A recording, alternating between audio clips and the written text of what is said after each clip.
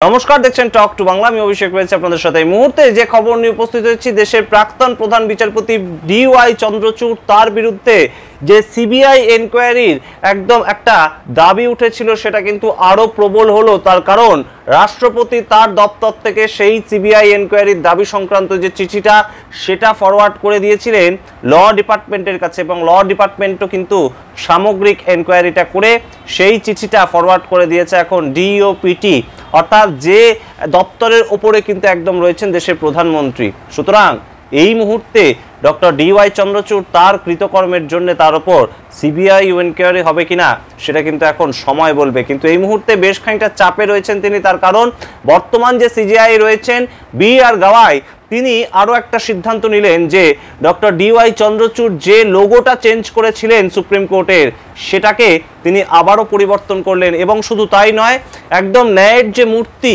সেই মূর্তিটাকেও চেঞ্জ করলেন বি আর গাওয়াই। তার কারণ এর আগের যে ন্যায়ের মূর্তি ছিল, সেই ন্যায়ের মূর্তি কিন্তু আমরা দেখেছিলাম হাতে তরোয়াল এবং তার সঙ্গে চোখে কালো কাপড় বাঁধা, আইনের যে মূর্তি তার চোখে, কিন্তু সেই কাপড় কিন্তু এখন সরে গেল এবং সরাসরি সেই মূর্তির হাতে কিন্তু তরোয়ালের জায়গায় চলে এলো সংবিধান, দেশের সংবিধান।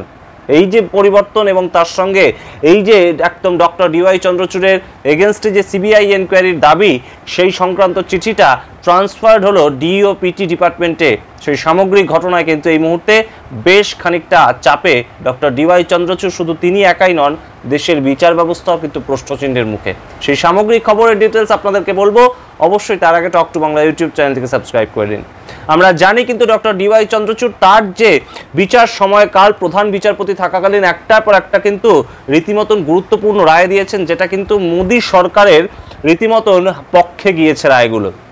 সেটা ঘটনাচক্রে আমরা দেখতে পেয়েছি। 370 ধারা কাশ্মীর থেকে যেটা হাঁটানো, সেটাও কিন্তু করেছিলেন ডিওয়াই চন্দ্রচূড়, সেই রায়টা তিনি দিয়েছিলেন। এবং সেই ক্ষেত্রে আমরা দেখতে পেয়েছিলাম যে কাশ্মীরে যখন 370 ধারা সরে যাচ্ছে, তখন সেখানে কেন ইলেকশন হবে না, এমন মন্তব্য করেছিলেন ডক্টর ডিওয়াই চন্দ্রচূড়। যার পরিপ্রেক্ষিতে কাশ্মীরে কিন্তু পরবর্তীতে ইলেকশন হয়, উমার আবদুল্লাহ সেখানে কিন্তু মুখ্যমন্ত্রী হিসেবে নির্বাচিত হন। কিন্তু কাশ্মীরের আইন ব্যবস্থা সেটা কিন্তু থাকে কেন্দ্রীয় সরকারের হাতে। সামগ্রিক ঘটনা কিন্তু ডিওয়াই চন্দ্রচূড় ঘটিয়েছিলেন। কিন্তু তার পরবর্তীতে আমরা দেখতে পেয়েছিলাম যে একদম রাম মন্দির সংক্রান্ত যে মামলা, সেটাও কিন্তু ডক্টর ডিওয়াই চন্দ্রচূড় রায় দিয়েছিলেন যে সেই যে এলাকাটা, সেই রাম মন্দিরের যে অযোধ্যার জায়গাটা, সেখানেই রাম মন্দির তৈরি করা হবে। এবং তার পরবর্তীতে আমরা দেখতে পেয়েছিলাম 3 তালাক তুলে দেওয়ার যে মামলাটা, সেইটা রায়ও কিন্তু দিয়েছিলেন ডক্টর ডিওয়াই চন্দ্রচূড়।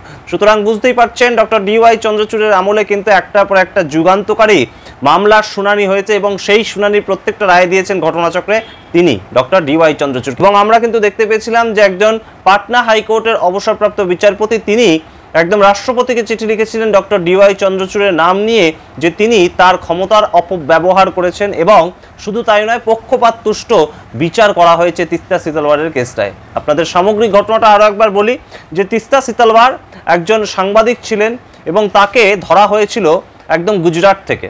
এবং সেই তিস্তা সিতালওয়ারের কেসটা কিন্তু যখন উঠেছিল একদম লোয়ার কোর্টে, গুজরাটের লোয়ার কোর্টে, সেদিন কিন্তু সামার ভ্যাকেশন ছিল, এবং তার সঙ্গে সেদিন ছিল কিন্তু শনিবার।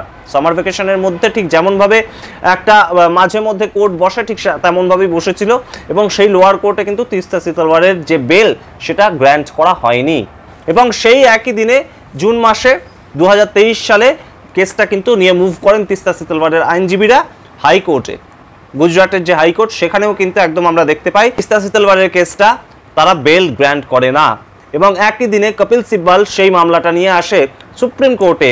এবং সেই সুপ্রিম কোর্টেও আমরা দেখতে পাই যে সুপ্রিম কোর্টের যে প্রাথমিক ডিভিশন বেঞ্চ বসেছিল সন্ধ্যে 6টার সময়, যেটা বসার কথা নয়, তারাও কিন্তু সামগ্রিক মামলাটা শুনে সেই মামলায় বেল গ্রান্ট করলো না। এবং সেই বেল গ্রান্ট না হওয়ার জন্য একই দিনে আমরা দেখলাম সেই রাত্রিবেলায় 9:30টার সময় একটা লার্জ বেঞ্চ গঠন করলেন ডক্টর ডিওয়াই চন্দ্রচূড়, কিন্তু তিনি তখন সুপ্রিম কোর্টে উপস্থিত ছিলেন না।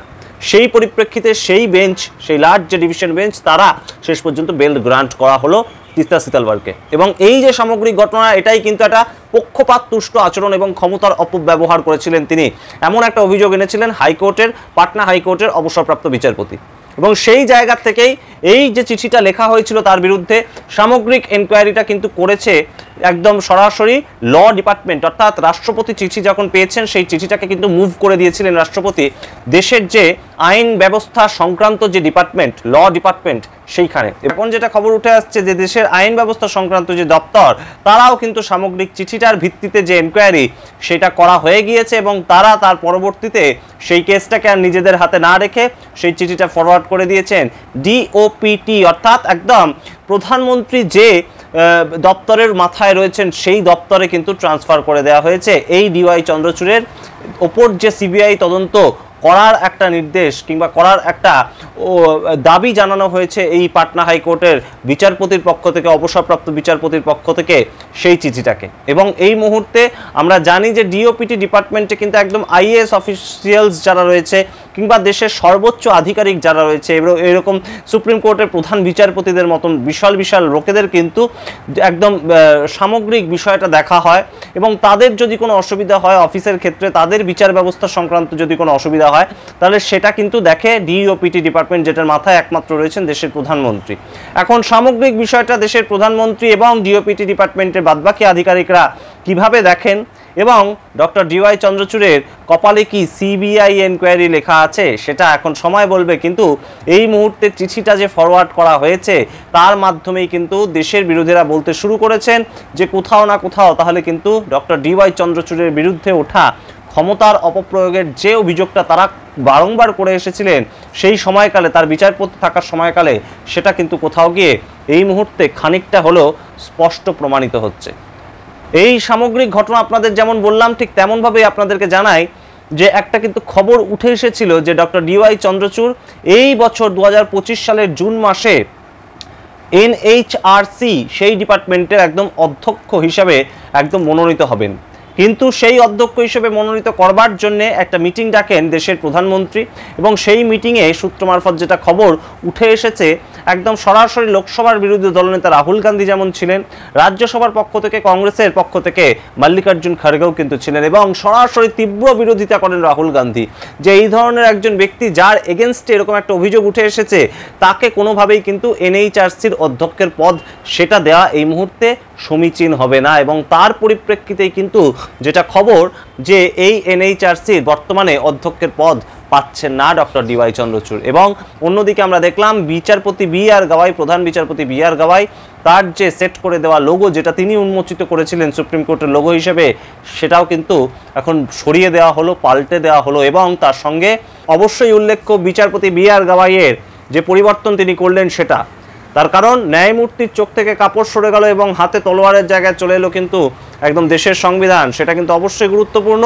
এবং তার সঙ্গে এই মুহূর্তে সুপ্রিম কোর্টের লোগো বদলানো থেকে শুরু করে ডিওপিটি ডিপার্টমেন্টে যে প্রধান বিচারপতি, প্রাক্তন প্রধান বিচারপতি ডিওয়াই চন্দ্রচূড়ের ওপর সিবিআই এনকোয়ারি হওয়ার যে দাবির চিঠিটা সেটা যে ট্রান্সফার হয়েছে তার পরবর্তী পদক্ষেপ কি সেটা কিন্তু আমরা অবশ্যই নজর রাখবো। কিন্তু এই মুহূর্তে অবশ্যই একটার পর একটা মামলায় যার নামটা জড়িয়েছে 370 তুলে দেওয়া থেকে শুরু করে 3 তালাক তুলে দেওয়া থেকে শুরু করে একদম রাম মন্দিরের মতন গুরুত্বপূর্ণ মামলা, সেটা যে রায় দিয়েছিলেন তিনি কি কোথাও পক্ষপাত তুষ্ট ছিলেন এই প্রশ্ন এখন কিন্তু আরও একবার উঠেছে।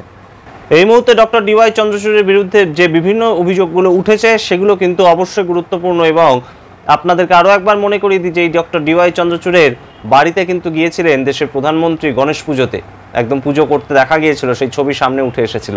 তার পরবর্তীতে সেই প্রধানমন্ত্রীর দায়িত্বে থাকা ডিওপিটি ডিপার্টমেন্টে ডক্টর ডিওয়াই চন্দ্রচূড়ের বিরুদ্ধে যে অভিযোগ উঠল এবং সেই অভিযোগের চিঠিটা ট্রান্সফার হলো সেটার ভবিষ্যৎ কী হতে পারে, কী মনে করছেন অবশ্যই কমেন্ট বক্সে কমেন্ট করে জানাবেন। দেখতে থাকুন টক টু বাংলা। প্রত্যেকটি ভিডিও লাইক, কমেন্ট, শেয়ার করুন। অবশ্যই আপনাদের মতামত লিখে জানান। অবশ্যই টক টু বাংলা ইউটিউব চ্যানেলটিকে সাবস্ক্রাইব করে দিন। ধন্যবাদ।